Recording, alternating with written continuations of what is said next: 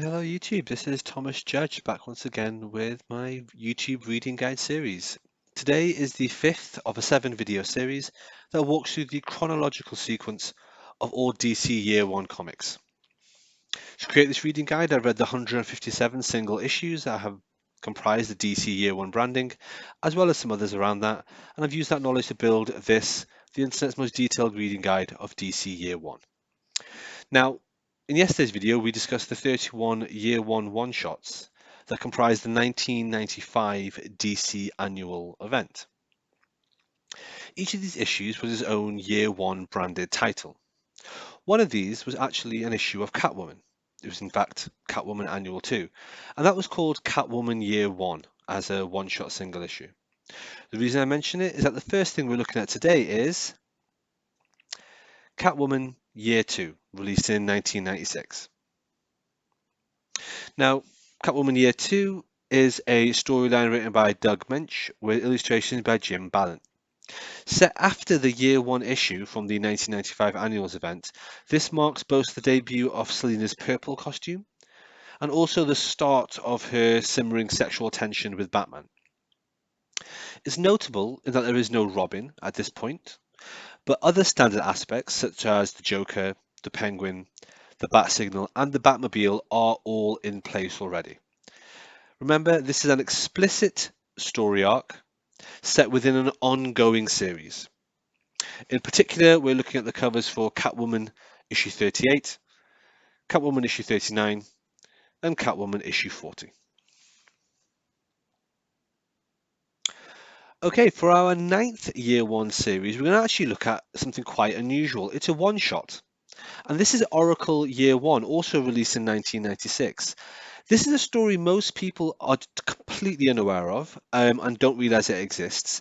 And that's totally understandable because this is a one-shot from an issue of Batman Chronicles. Now, Batman Chronicles is an anthology series that was getting released in the 90s, and issue 5 contained 3 particular stories in it. One of those stories was exclusively about Oracle, or Barbara Gordon at that point, and it was her Year One story, and it's actually called Oracle Year One as the title of the story. That's why I'm including it here. It's by far our briefest dip into a Year One story, and that is only 20 pages long. But like I say, it's explicitly branded as a Year One story, so even though it is one part of a single anthology floppy issue, Batman Chronicles issue 5, I'm still including it here for the completionists among you. Okay, moving on. Our 10th series is JLA Year One, which was published between 1997 and 1998. This is probably our longest Year One series that we're going to cover at all, other than the 31 one-shots that we covered last time. JLA Year One is a 12-issue maxi series that reimagines the origins of the Justice League of America for the rebooted post-crisis environment. In other words, after the 1985 story Crisis on Infinite Earths. Now, in this restructured continuity, Wonder Woman was no longer a founding member of the JLA and actually was replaced by Black Canary. Now, it's worth keeping in mind that Infinite Crisis, which is an event from I think 2005, 2006, retcons this aspect of JLA history later on and reinserts Wonder Woman into the team's history. To read more about that, I'd recommend reading Brad Meltzer's run on Justice League of America, which is actually very good. It starts off very strong and it kind of dips a little and picks up later, but recommended. Also, it's worth noting that the roles of both Batman and Superman are marginalized in this series, casting them as part of the team's support group without making them official members. Overall, the story is okay. I wasn't a big fan, but it is a key Year One story to be aware of, obviously, as you can see, with explicit branding for the Maxi series. Moving on, the 11th Year One series we're going to look at is Robin Year One, which was actually published in 2001. Now, it was a DC comic story written by Chuck Dixon, and it was originally published in a 4-issue miniseries as Robin Year One, issues 1 to 4. It's an interesting story in the way that it's framed, in that it's narrated by Alfred Pennyworth, and it tells us about Dick Grayson's first year as Batman's sidekick, Robin. So in that way, it's a lot like Batman Year 3, although frankly, in my opinion, it's much better. We discussed Batman Year 3 in the second video of the series. In this series, Robin fights the following people. He fights the Mad Hatter, He fights Two-Face, he fights Mr. Freeze, and then he fights the Joker. Um, well, the Joker kind of featured at the end. Now, keep in mind, the story is created by the same creative team that later works on Batgirl Year One and Nightwing Year One. Speaking of which, we have Batgirl Year One, released in 2003.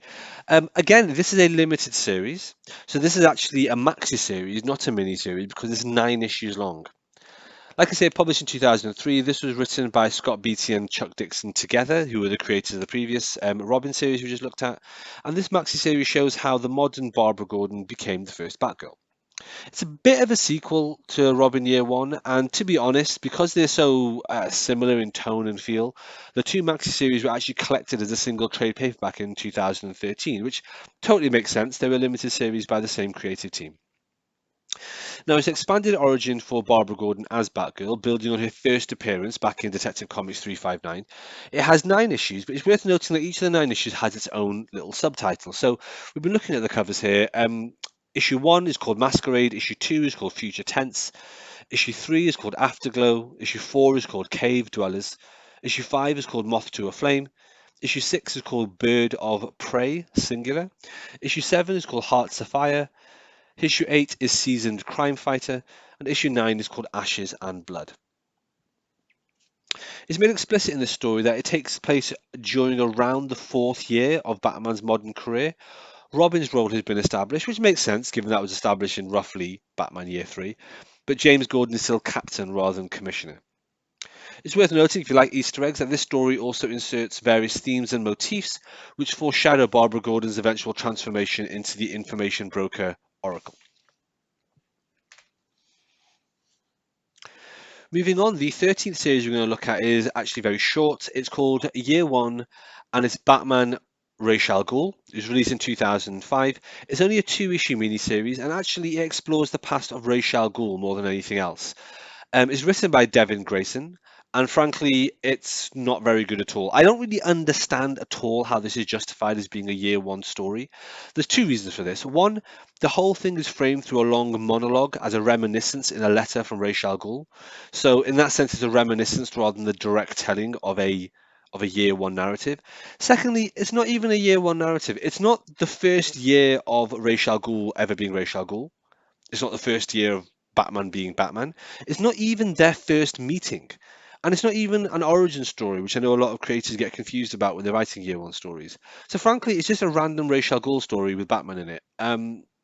But it's here because it's branded as Year One. Moving on, in 2005, there was a Nightwing Year One that was released. Now, it's worth keeping in mind that this wasn't an explicit limited series itself. This was actually issues 101 to 106 of what people tend to call the Chuck Dixon era of Nightwing, which is the Nightwing series that ran from 1996 to 2009. I haven't read the rest of this run yet. I want to, but my backlog is insanely long. But this arc works absolutely fine as a standalone story. Please note that despite being by the same creative team as Robin Year One and Batgirl Year One, so Chuck Dixon et al., it was not collected in with those. And I guess the reason for that is that rather being a self-contained limited series, this is actually an explicit story arc set within an ongoing series and is not a limited series. So I guess that's why it wasn't collected there. What I will say, and I guess this is kind of interesting, is that I went into it rather stupidly in retrospect, expecting yet another tedious origin retelling of the death of the Graysons at Haley Circus and then the adoption of Dick as Bruce's ward.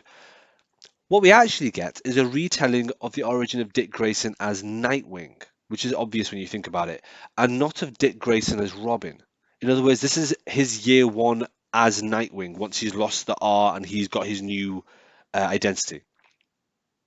In addition, this story has a sneaky second kind of Year One origin retelling within it of another key Bat Family character that I'm not going to spoil here, but it's kind of like 2 Year Ones for the price of one in this.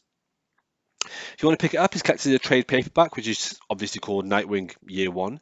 That paperback contains the following 6 comic book issues. Nightwing 101, so the subtitle for that is Only Robins Have Wings. Nightwing 102 is called Friends in High Places. Nightwing 103 is called Dead Man Talking. Nightwing 104 is called Night in the City. Nightwing 105 is called Like Killing Two Birds, and Nightwing 106 is just called First Flight, and they're all collected in a 6-issue trade paperback collected edition volume called Nightwing Year One.